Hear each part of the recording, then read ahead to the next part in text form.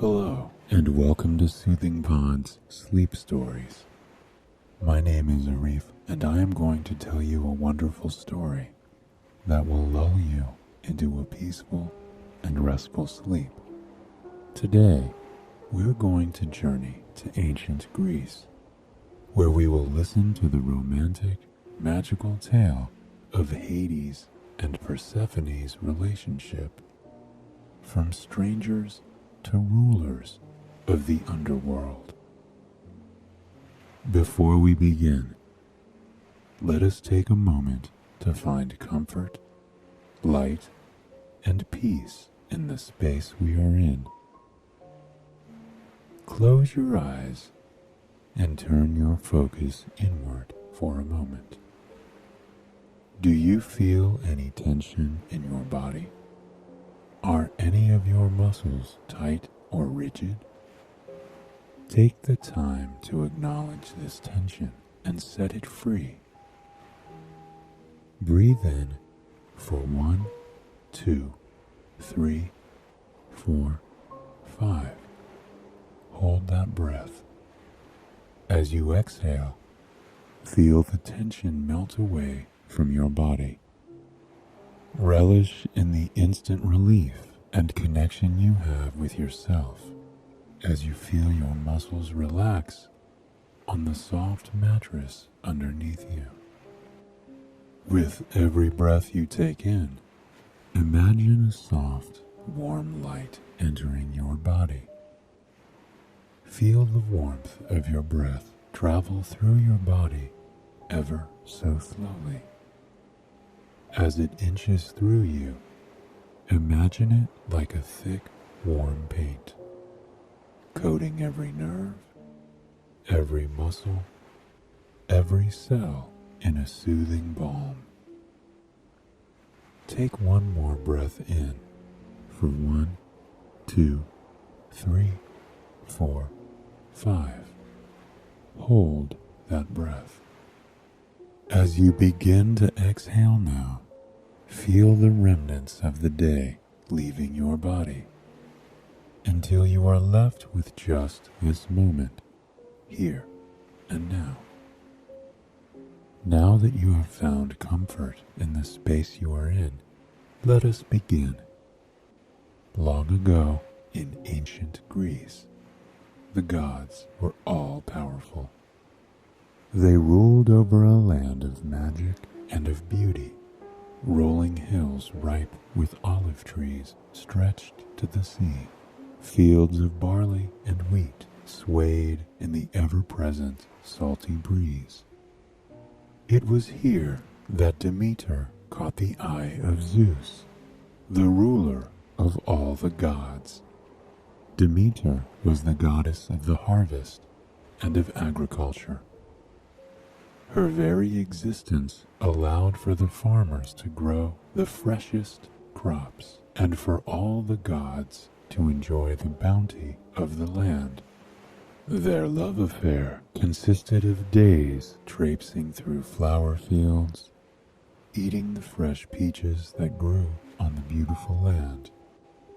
They would lay in the soft grass for hours, speaking of the other gods, of the people and land they ruled over, even of their hopes for the future. Soon Demeter found herself pregnant.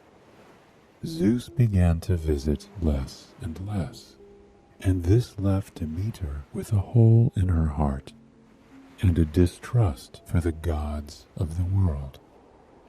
In late summer, laying in a farmer's field, she gave birth to a daughter.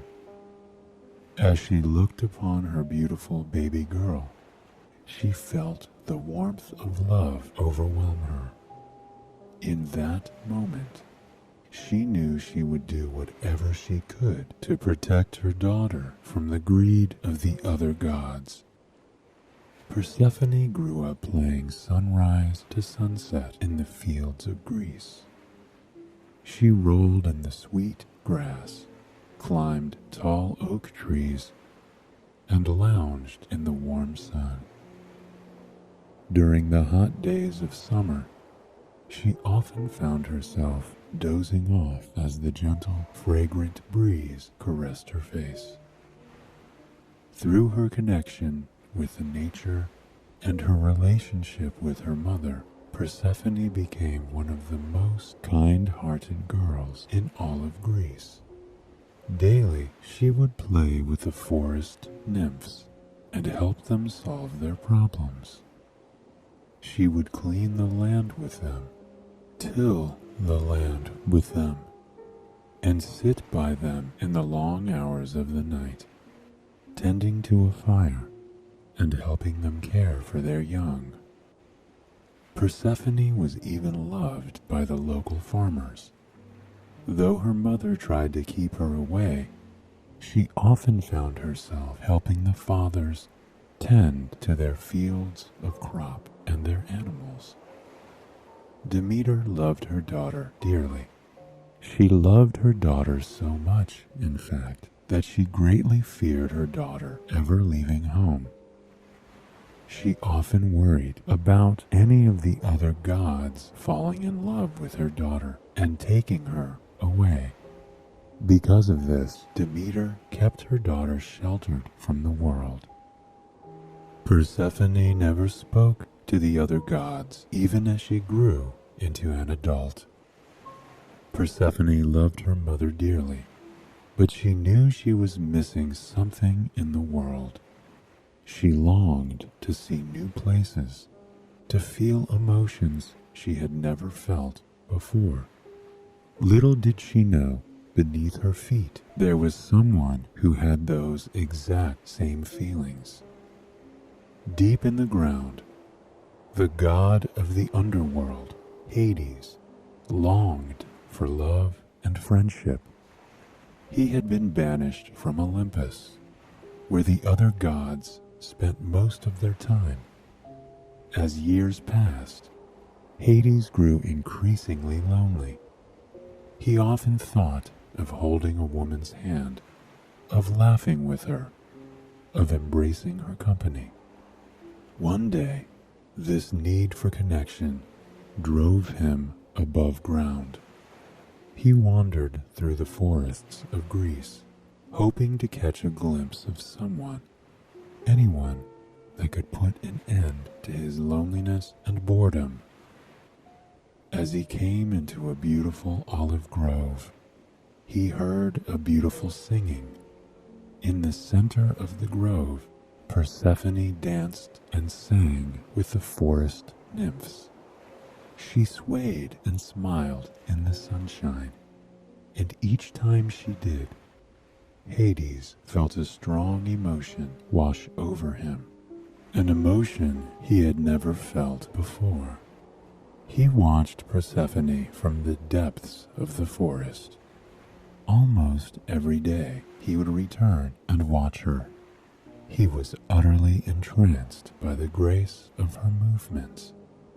Every time she laughed, she got a marvelous twinkle in her eye, and Hades felt his heart skip a beat in his chest. When she skipped and danced with the nymphs, there was nothing Hades could do to wipe the smile from his face. As the days passed and Hades' affection for the woman grew, he knew he couldn't wait any longer. He wanted to approach the beautiful woman. He wanted to get to know her.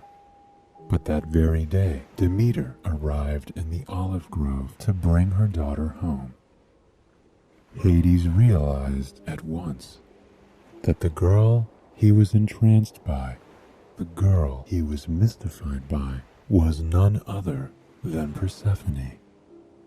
Even Hades knew getting close to Persephone would be impossible.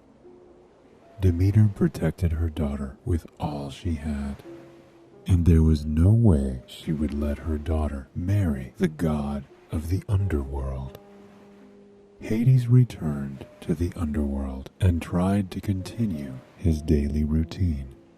He walked through the red, mountainous caverns of the underworld alone, his thoughts constantly drifting back to Persephone, singing and dancing in the sunlight. As days passed, Hades realized his feelings for Persephone were not diminishing. He could think only of her long braided hair. The music playing in his head was none other than Persephone's singing, echoing off the lush forest trees. He couldn't live without her by his side, desperate to be close to her yet again. Hades traveled to visit with Zeus. "I have fallen in love with your daughter, Zeus. I long to have her hand in marriage. I long to have her rule the underworld by my side," Hades told him, his voice overwhelmed with emotion. Zeus thought over this decision for a long moment. Though he rarely saw his daughter, he knew her to be the most kind, the most tender out of all of his children. Hades was a wealthy god, a god of immense power, and he seemed to be a safe fit for his beloved Persephone. "You may marry Persephone, but I must warn you, Hades. Her mother will not let her go willingly," Zeus replied, smiling at the lovesick Hades. Hades understood that bringing Persephone to his home would be a challenge, so he returned to the underworld to ready his things. The next day, Persephone returned to her familiar olive tree grove. As she walked to the nymphs, she felt the ground rumble underneath her.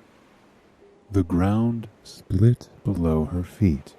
For a moment, everything moved in slow motion. Hades, in a black chariot, reached over and scooped her in his arms. Before Persephone could even blink, the chariot disappeared beneath the earth. When she opened her eyes, she was in a brilliant throne room. Tall, amber walls of stone and gemstone lined the walls of the cavern. Fire illuminated the room in a warm glow, even though she was hundreds of miles below the earth. Persephone was so transfixed on the beautiful room around her, it took her a moment to realize what had truly happened. She felt Hades' arms cradling her against his chest. She felt the blood rush to her face. She had never been touched by another person before. Hades helped her to her feet in the center of the throne room. "You're Hades," Persephone chimed as she gazed at him for the first time. He was tall, with dark, chiseled features and a warm gaze. She couldn't help but notice the god of the underworld had a compassionate gleam in his eye. "You're Persephone," Hades responded in an earthy, deep voice. Persephone asked Hades why he had spirited her away from her home. Hades apologized to her, a heaviness weighing in his voice. "I wanted to have your hand in marriage, Persephone. I admire your kindness, your tenderness, your beauty. I knew your mother would never allow us to be together," Hades replied to Persephone. For the first time since she arrived, Persephone thought of her mother. She dreamt of the land up above, of the kind gaze of her mother, of the world she was leaving behind by simply being down here, and it brought her great sorrow. Sensing her sorrow, Hades showed Persephone to the bath. He ran the hot water for her, filling the basin with wildflowers from around the world. He brought her the finest silks, the finest towels, and the finest musicians in the world. Hades left Persephone to think over her situation. As she sat in the hot, steaming water, she felt her tension melting away. She had never lived in luxury like this. Though Hades had spirited her away, he was showing her a type of kindness she never expected. Though, deep down, she knew her mother was above, on the surface, searching for her. Once she finished her bath, Persephone returned to the throne room. In the center of the room sat Hades' throne. Besides that, there was a brand new throne. The throne was made of a beautiful silver that glistened in the flames. The entire throne was covered in beautiful, intricate carvings of vines, flowers, and trees, all reminiscent of the world Persephone had come from. Hades told Persephone the throne was hers. He didn't want Persephone as a servant, as a mother, as a caretaker, like the other gods wanted. He wanted her as an equal, a partner that would rule the underworld by his side and join him in his joys, his sorrows, and his laughter.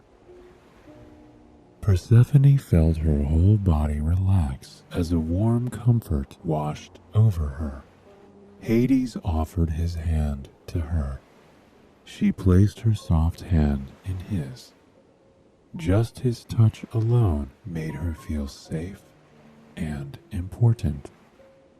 Led by Hades' hand and encouraging gaze, Persephone took a seat on the throne beside Hades. At first, she hadn't been certain about him, but there was a kindness in his eyes, an overwhelming compassion she couldn't ignore. She felt for the first time as if someone was seeing her, truly seeing her as she was. Her mother had only coddled her and longed for her protection.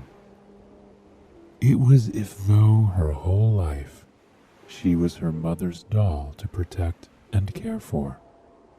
Persephone's days in the underworld slowly became magical. She spent her hours by Hades' side, discussing life above ground and the life of the gods. Every time Hades spoke, she felt as though there was a light glowing inside of her. The two often found themselves walking the grounds hand in hand. All hours of the day and night, they basked in the company of one another. The loneliness Hades had felt melted away every time he looked at Persephone. She had slowly become the long, sought-after light in his life. Around her, he truly felt like himself for the first time in centuries. As time passed, Persephone learned the way of the underworld. Hades was not a cruel, unjust leader of the dead. He treated the souls in his care with kindness. However, Persephone didn't like the darkness and labor that many of the souls had to take part in. Persephone proposed a new land to Hades, a kingdom where those who were just would live in the underworld without harsh labor or punishments. Hades saw how much the idea meant to Persephone. During the night time, Hades worked on creating the land that Persephone had proposed.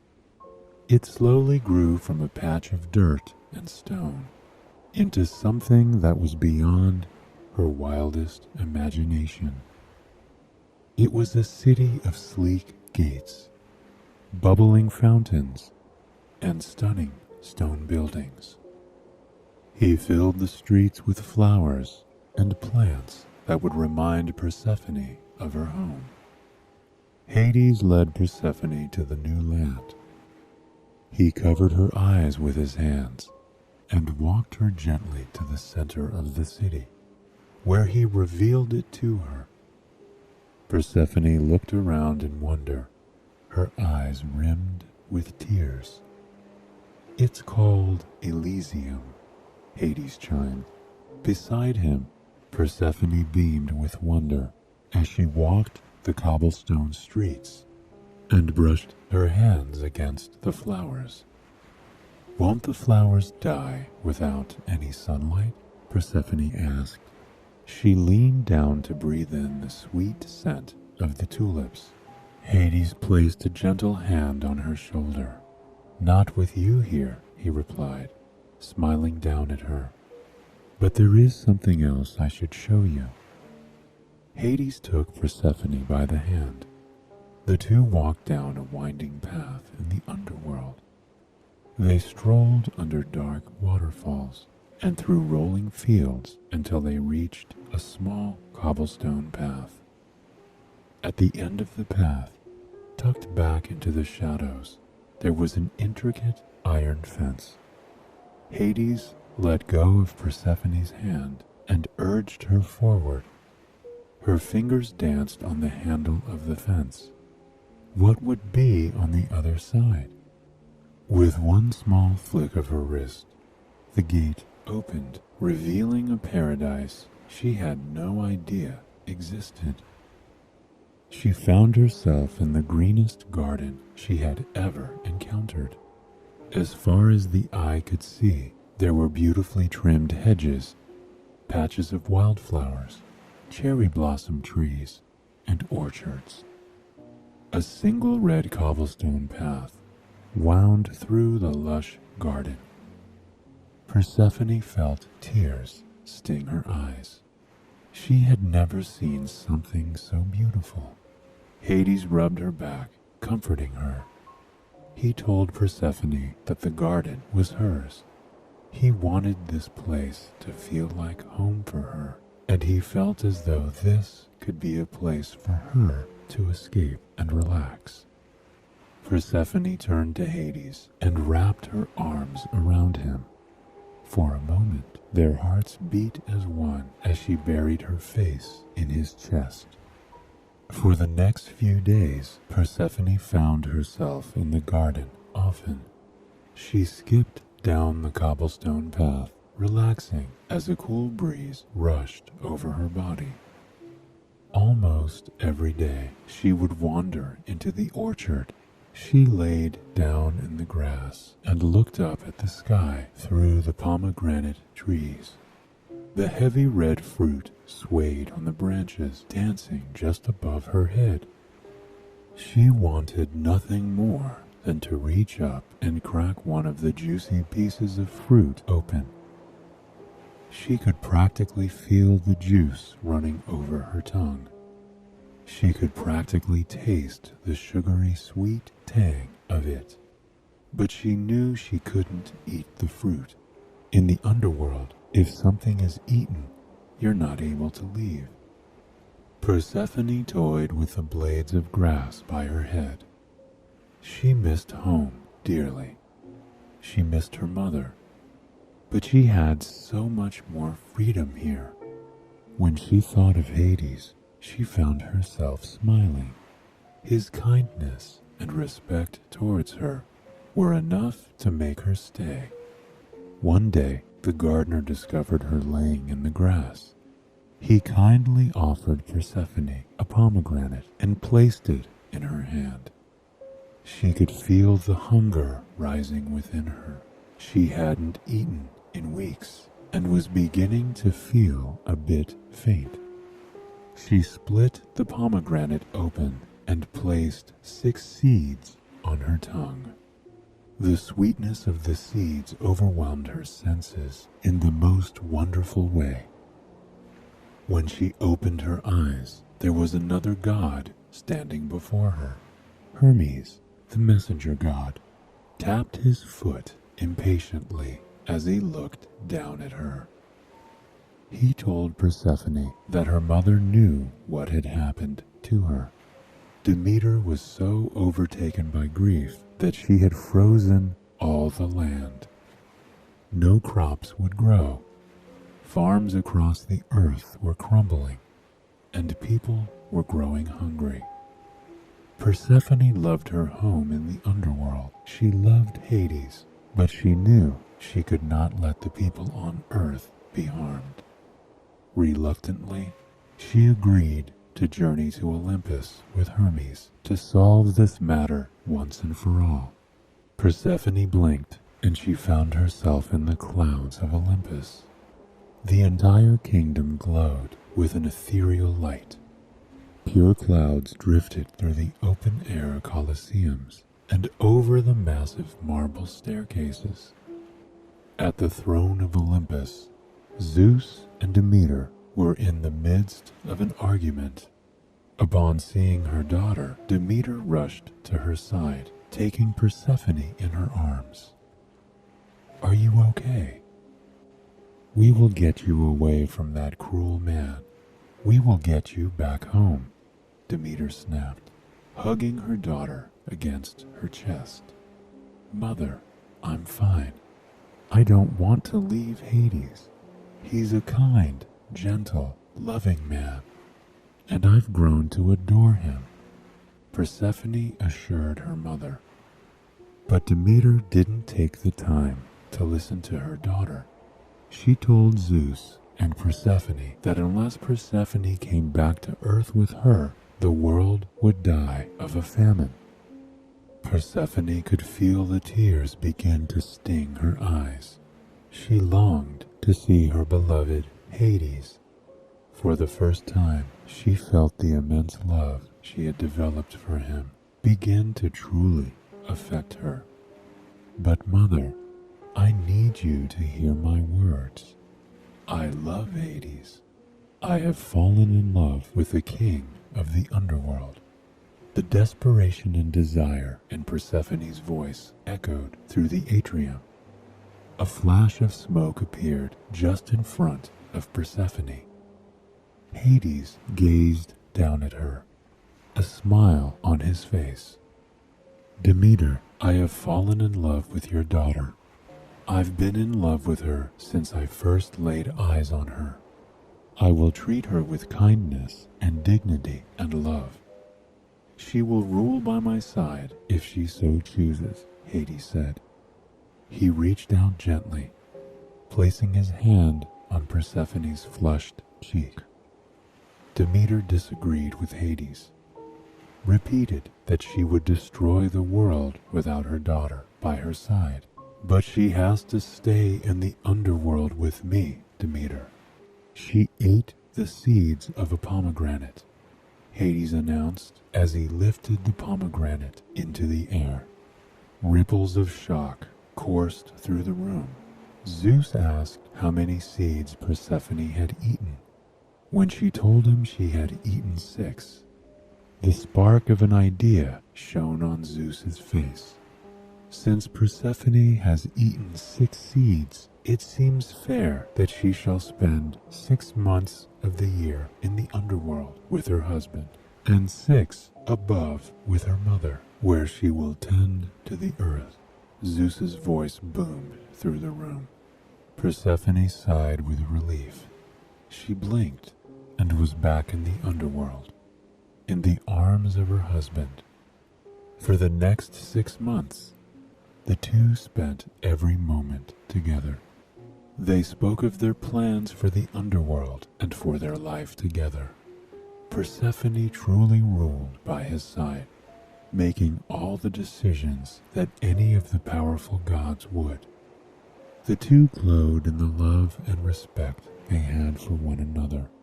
By each other's side, they were whole.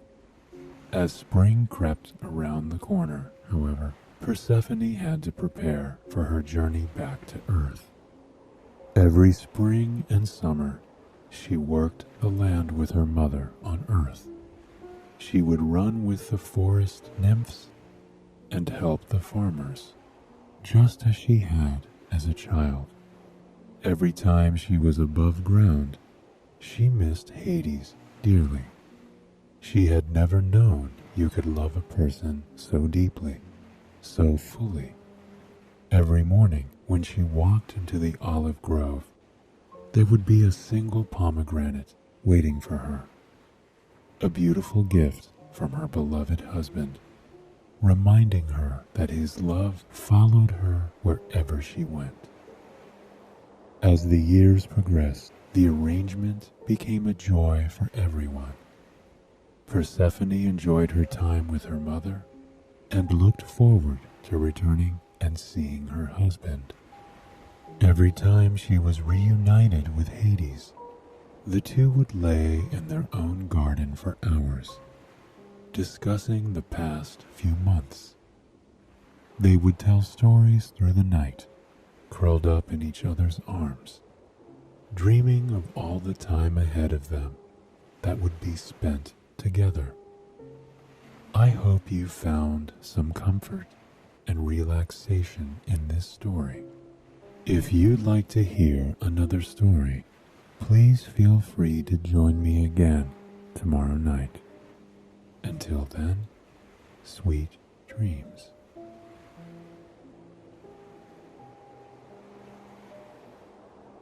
Hello, and welcome to Soothing Pond Sleep Stories.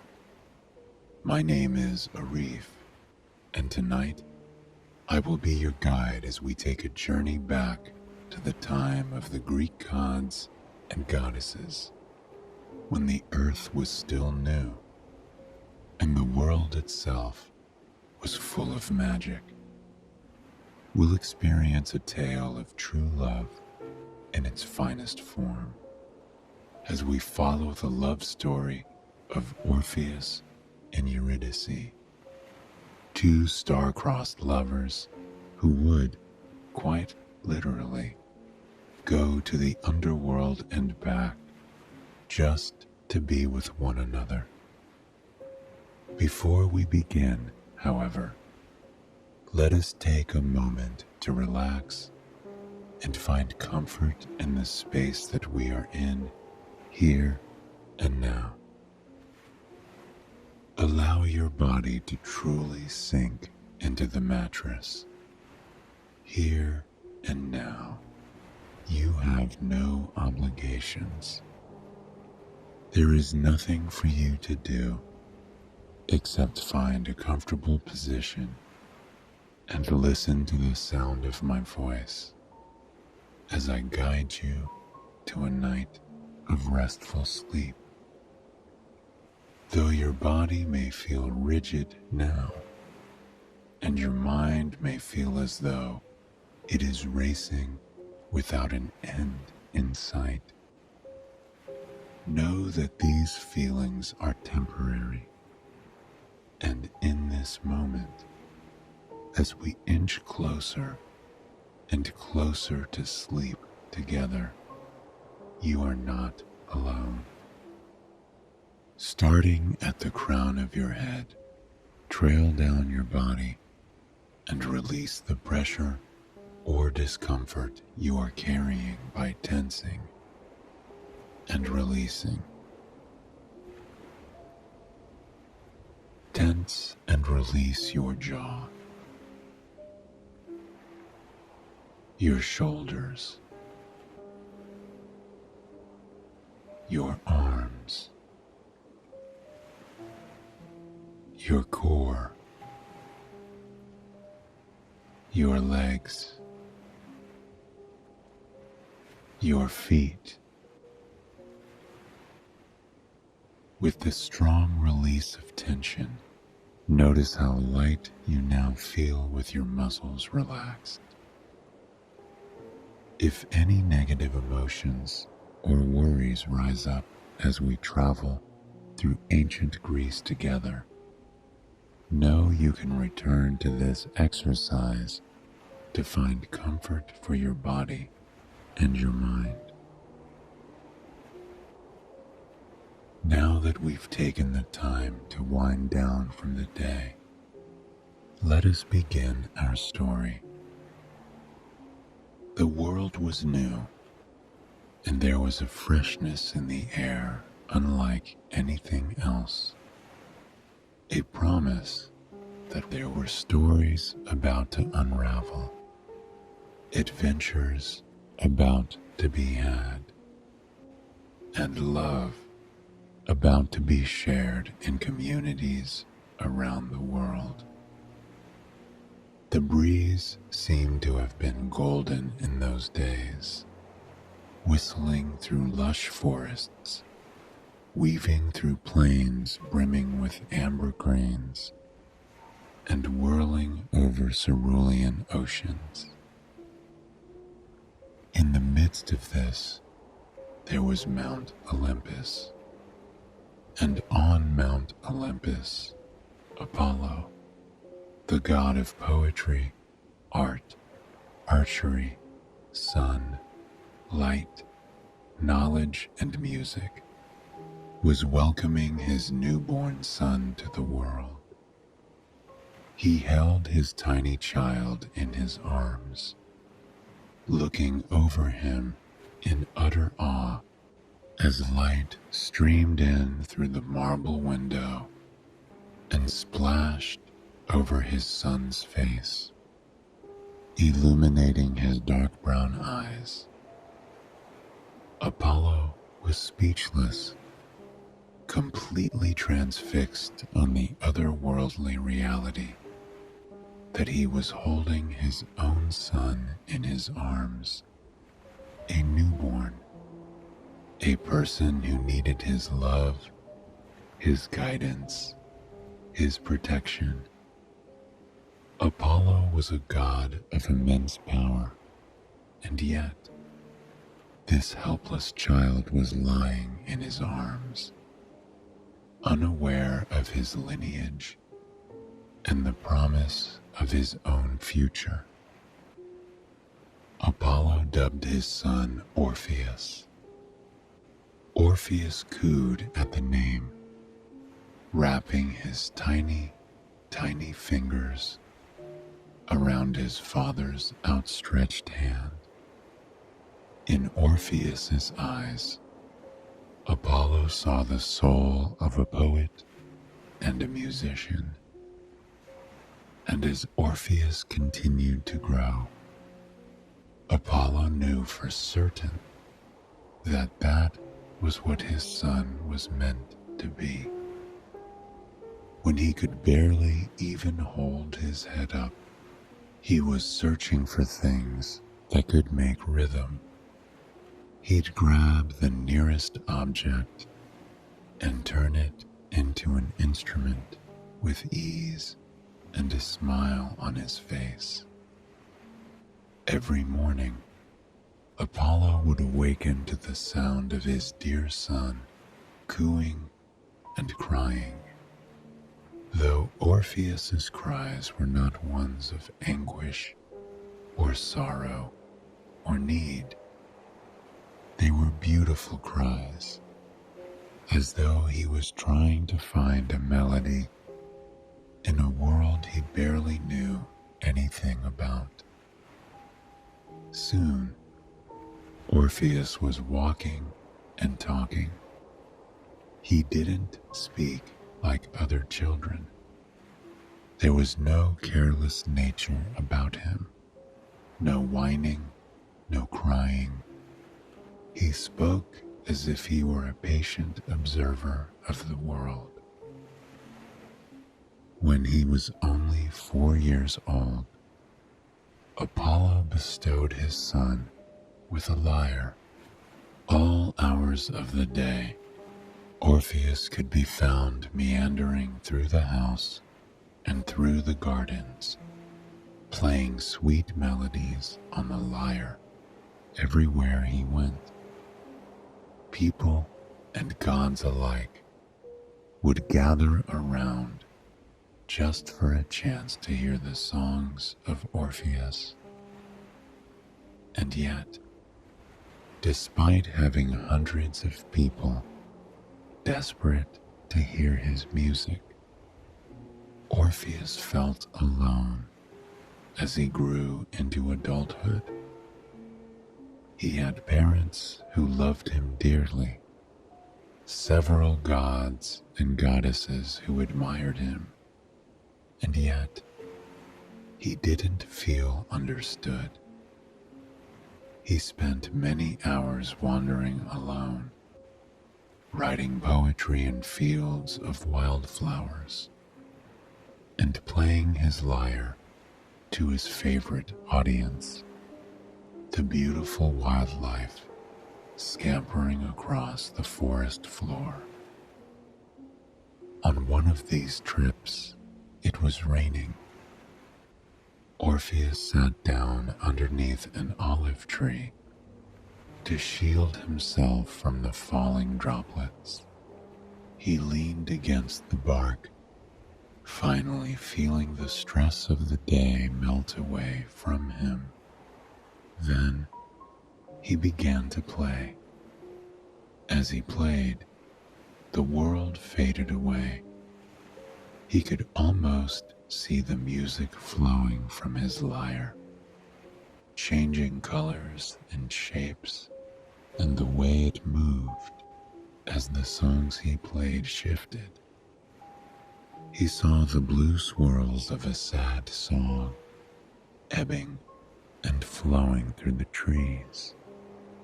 He saw the orange starbursts of an upbeat melody dance across the forest floor. He saw the reds and pinks of a love song swaying and breathing life into the trees and plants at his feet. When he was finished, he sat there for a moment, soaking in the sounds of the forest as they returned. He was once again reunited with the drip, drip, drip, drip of the rain against the leaves, and the rustle, rustle, rustle, rustle of those same leaves against the cinnamon-speckled bark. He could hear the sound of songbirds flitting overhead and the squirrels and chipmunks scampering underfoot. But then there was a sound he wasn't expecting. The gentle applause of someone. He turned, and to his surprise, found himself in the breathtaking emerald gaze of a stranger. She stood before him underneath another olive tree, her hands carefully laced around one of the slender, gnarled branches. She regarded him with admiration, but in a way that Orpheus has never been admired before. This felt honest, true, as if she understood exactly what he had been trying to say with the melodies he was putting out into the world.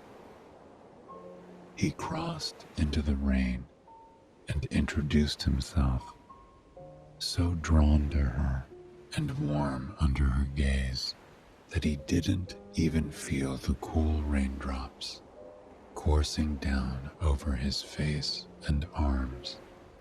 She bowed a bit, introducing herself as Eurydice. She was the daughter of a farmer, though farming wasn't what she was drawn to. Orpheus couldn't help but notice the book in her grasp. It was leather-bound, painstakingly made, and it was deliciously worn. The pages were dog-eared and rippled from many hours of use. The paintbrush dangling from her grasp, too, had seen a great deal of use. The handle was flecked with vibrant colors, all put there while she was deep in the throes of her art. Eurydice apologized for listening to Orpheus.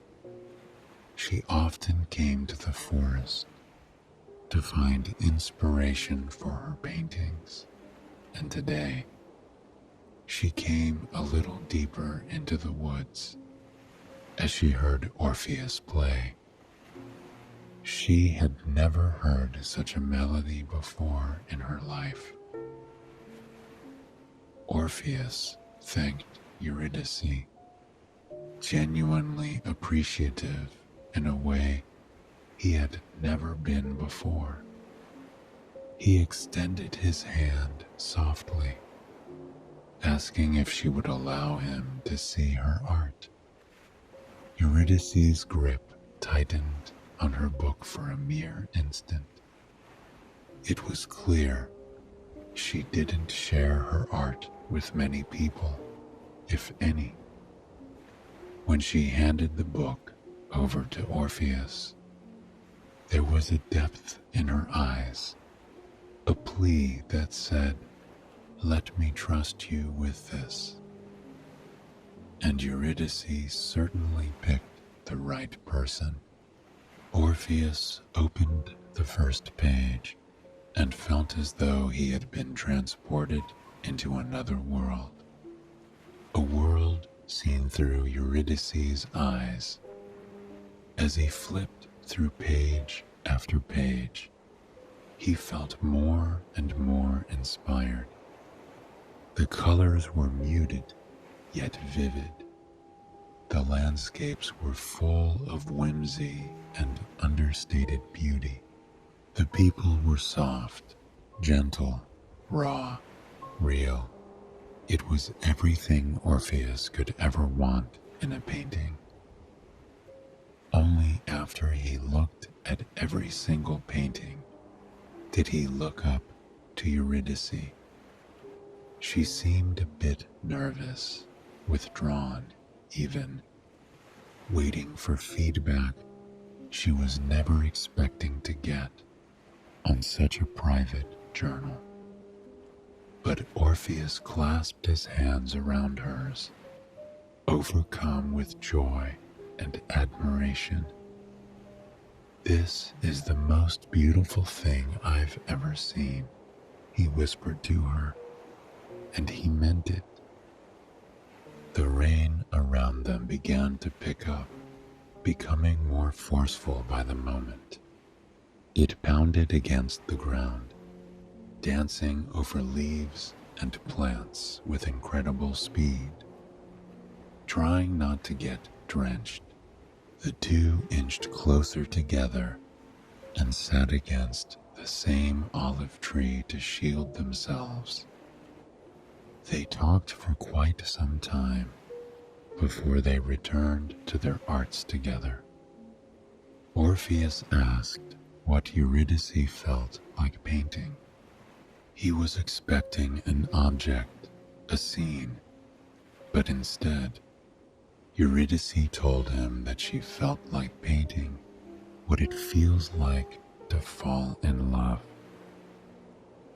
Orpheus began to play that melody, a melody from his heart, encapsulating the wonder and joy that comes as you feel yourself falling for someone, the lack of control, yet complete acceptance, the fear, yet excitement, the potential that this could be a love you feel for the rest of your life.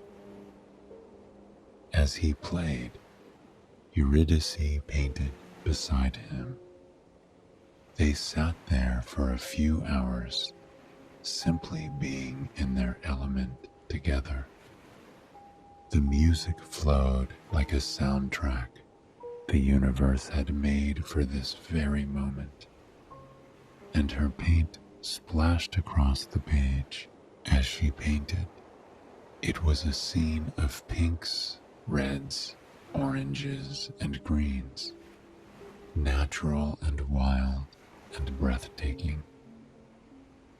When they were both finished, the sun had begun to set on the day. The clouds that had provided them with a reason to be close to one another drifted off over the horizon, and they were left with a brilliant sunset. The sky above was almost as bright as the painting, and they both seemed to symbolize the start of something new for the two people who had been strangers only hours ago.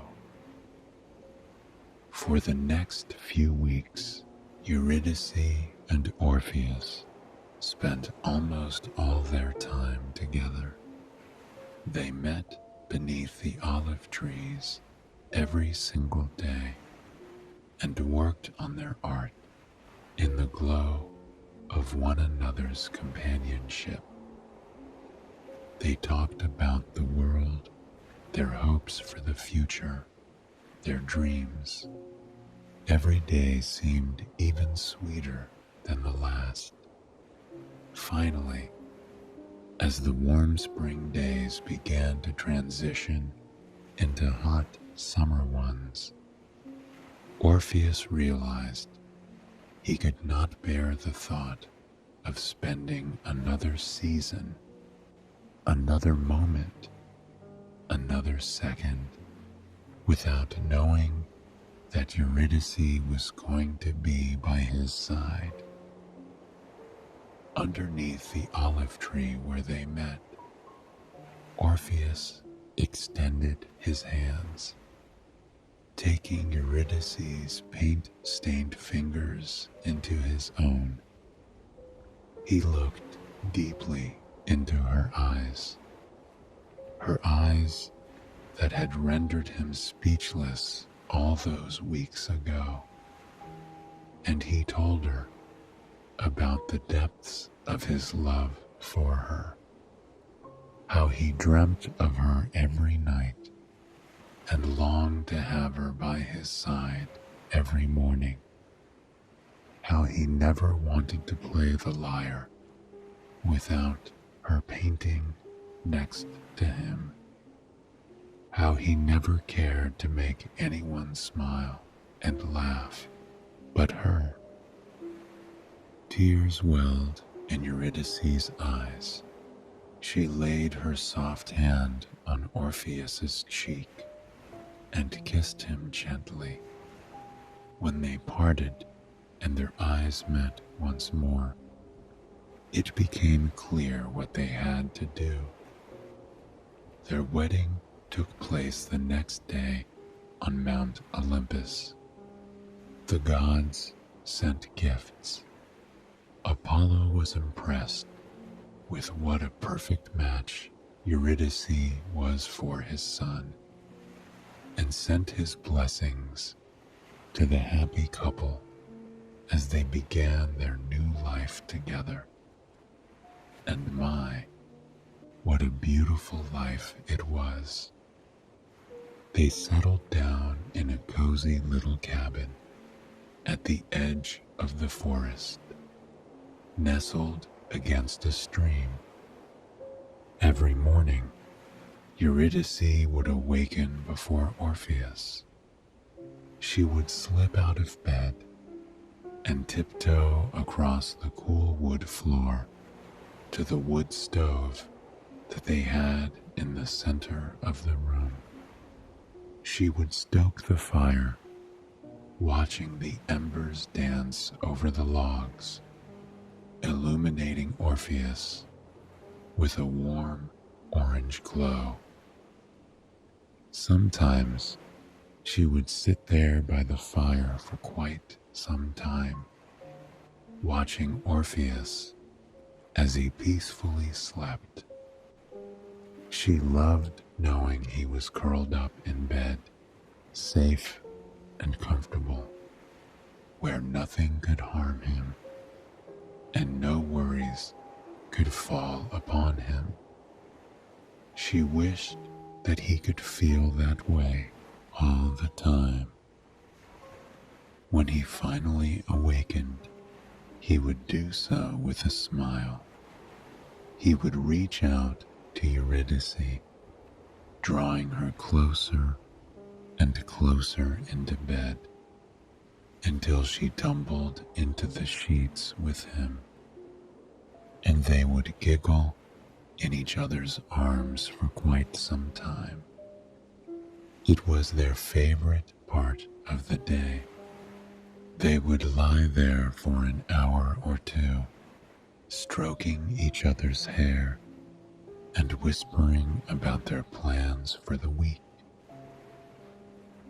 Then, when the sun had truly risen and the forest around them was alive with the songs of birds, they would rise from bed, shake off their slumber, and head out into the world together. Every day was a little different. Some days they would lie in the meadow, breathing in the scent of the wildflowers as they painted and made music. Other days they would forage for dinner in the forest and then sit down against a tree and work on their art. On warm days, they wouldn't make music or paint at all. They would settle down in the river by their house, letting the cool water course over their bodies as they relaxed in the sun. Here, they weren't chipping away at their art, but they were letting inspiration grow all around them. And as more and more days passed like this, they fell more and more in love. They had been two lost people before they met one another. They were alone in the world, desperate for someone who could understand them, desperate for someone who could help them become who they were meant to be.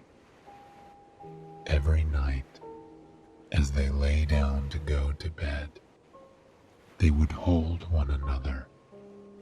Eurydice was always the first to drift off to sleep. Orpheus would hold her tight, wondering what she was dreaming about, wondering where her brilliant mind took her, when it could go anywhere in the world. He would watch her lips part slightly as she began to whisper gently in her sleep. One particular night, Eurydice woke up as Orpheus kissed her forehead. She chuckled at his sweetness, asking why he felt the need to do such a thing. Orpheus told her that she was the reason he felt whole now. She was the reason that the world made sense, the reason that he was happy. He could never thank her enough or admire her enough for giving him such a gift. With tears in her eyes, Eurydice kissed Orpheus gently on the lips. She told him that she never imagined she would meet someone that was a perfect match for her, someone that was her other half in every way. Not a day went by where she wasn't grateful for him. The next morning, Orpheus was summoned to visit his father. He bid his beautiful wife farewell for the day, just for a few hours, and encouraged her to go and enjoy her day until he returned. Eurydice waved to her beloved husband until he was out of sight, and then she set out to spend her day in the forest, as she always did. However, that day, she decided to go a different route. She meandered through a stunning, magical stretch of forest, one she hadn't visited since she was a small child. The forest was teeming with ferns and moss, a forest that was truly alive in every sense of the word. She meandered down, down, down, down the rocky path until she encountered a small pond in the center of the forest. It was ethereal. Leaves and flowers floated on the glassy, crystal blue water. Vibrant lily pads peppered the surface, each one seemingly brighter than the last. But even more incredibly, nymphs began to rise up out of the water. Eurydice had danced with them when she was a child. She had wandered through the flowers with them, laughing and enjoying herself until the sun dipped down over the horizon. And today was no different. The nymphs were ladies of the forest, creatures completely intertwined with the beautiful forest around them. They danced with freedom and joy that one can only find when they let themselves go in nature. Eurydice danced with them to music that wasn't playing. They swirled and twirled and let the flower-tinged breeze weave through their hair as they laughed and sang for what felt like hours. Eurydice was overjoyed, but deep down, there was a twinge she couldn't ignore, the desire to experience this with Orpheus. She vowed that tomorrow she would bring him into the forest with her, and they would experience this in each other's arms. But tomorrow wouldn't come, not in the way that Eurydice was expecting it to. During one fateful leap in the dance, she stepped on the head of a snake. The snake bit her, and within minutes, she was gone. Hours later, Orpheus returned home to find his wife missing. He ran into the woods, searching for her endlessly. When he discovered her by the edge of the pond, his grief was overwhelming. His beautiful, artistic, breathtaking wife gone in an instant. But Orpheus would not accept that she was gone. He could not accept that she was gone. He knew in that moment that he would move heaven and earth to have her by his side again.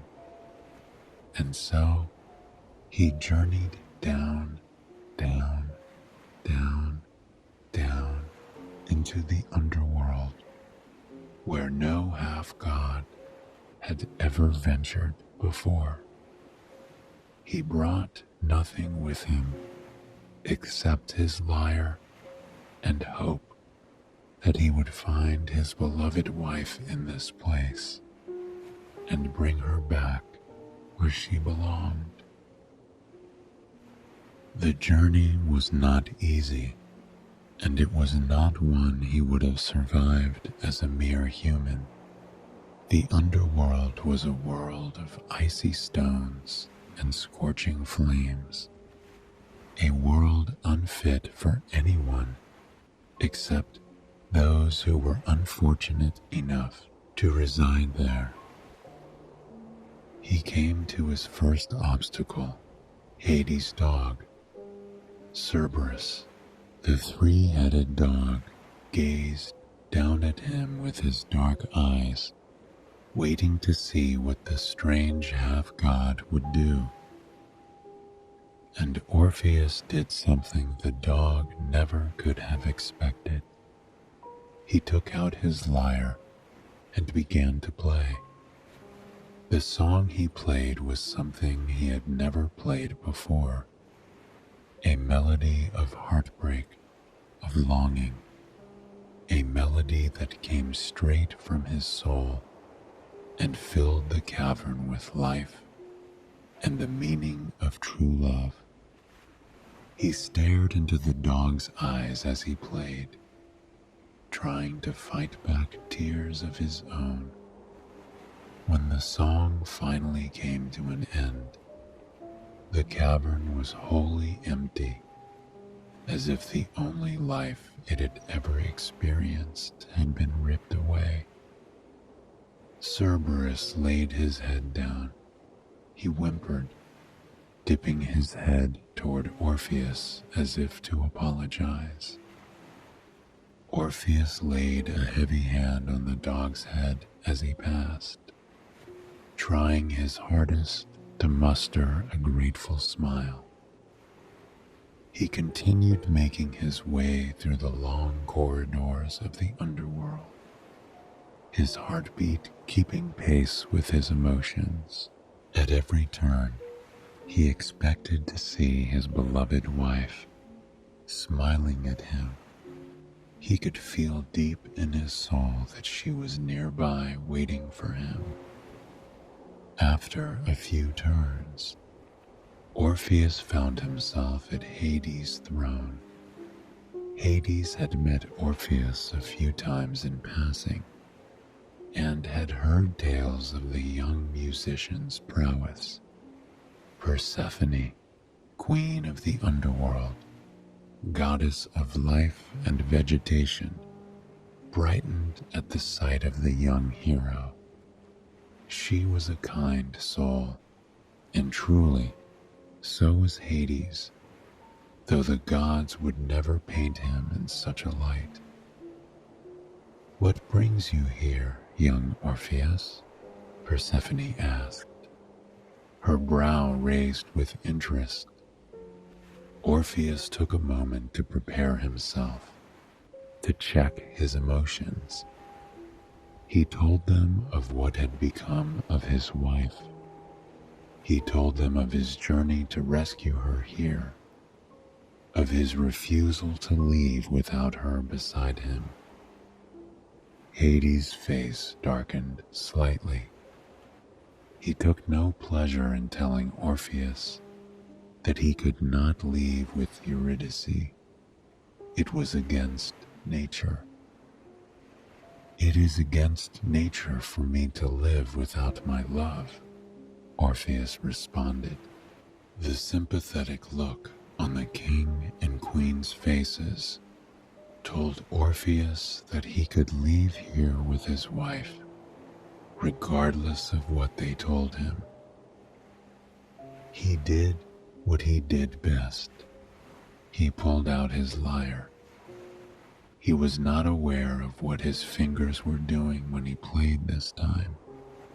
He had never heard such a melody drift from the strings of his lyre before. It was as if he was baring his soul before Hades and Persephone, playing for them a song that no one else would ever hear. It was the song of his love, the song of his journey, the song of what his future would be without Eurydice. As he played, Persephone grasped her husband's hand. For a moment, she imagined life without him, and for a moment, he imagined life without her. When the song ended, there was a coldness in the cavern. It felt empty now, hollow, just as the room with Cerberus had only moments ago. They stood in silence for quite some time before Hades nodded. "You may take your wife with you, but you must do so by putting trust in us for making this unprecedented decision. You must walk out of here and not look back at your wife walking behind you. If you do, your wife will be lost here forever Hades told Orpheus.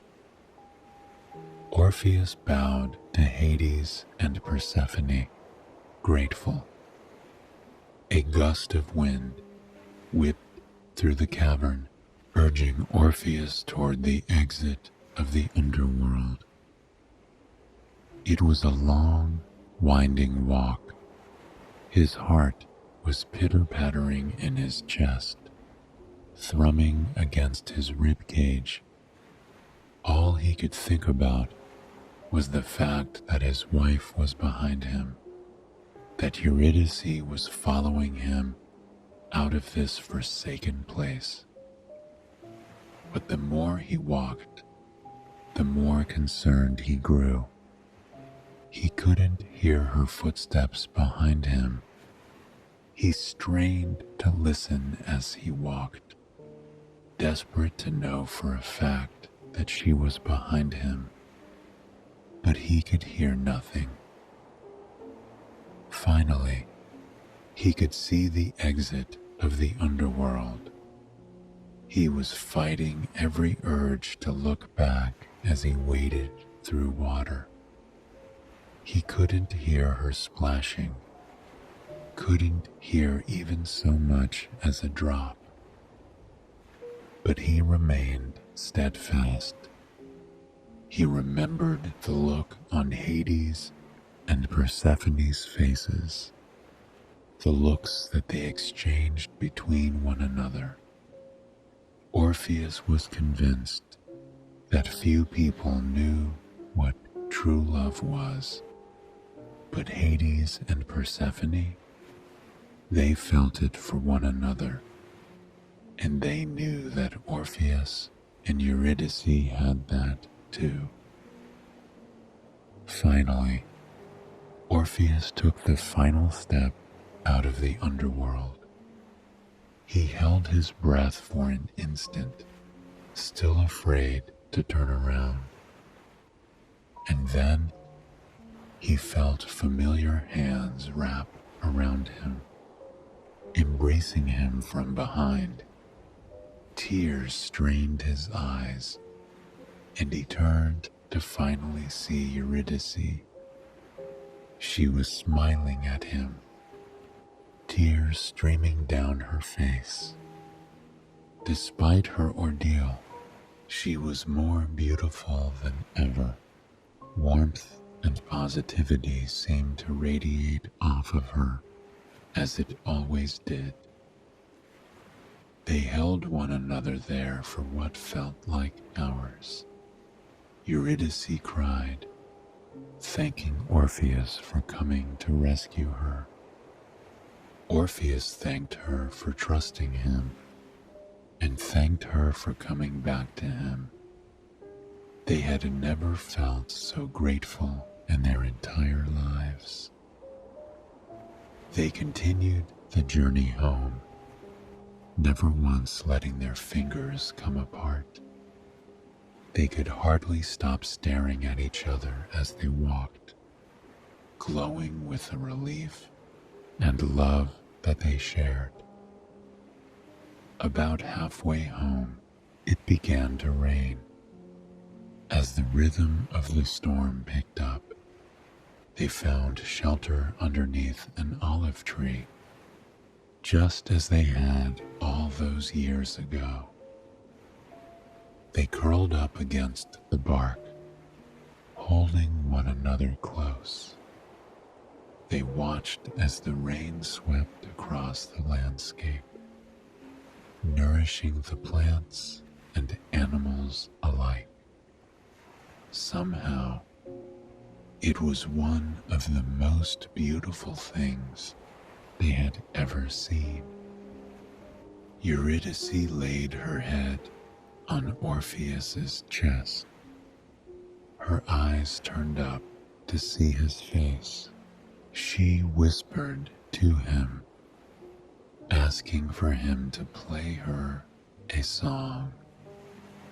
Orpheus knew he would meet any request she had for the rest of their lives together, just as she would for him. He played for her for hours.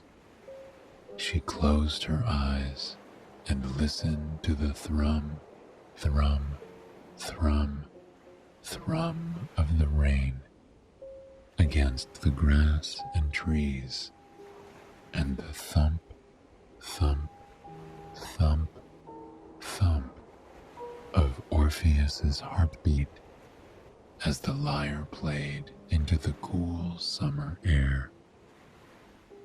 It was perfect. Eurydice knew that the universe, the gods, had brought them together for a reason. She knew that for the rest of her life, she would be safe in his arms, safe with him by her side. There were days of painting in meadows and under trees and next to rivers in her future. But most importantly, every day was going to be spent with Orpheus, the man who would do anything for her. I hope you have enjoyed this story, and it has brought you a night of restful, relaxing sleep. Please join me again tomorrow for another sleep story. Until then, sweet dreams.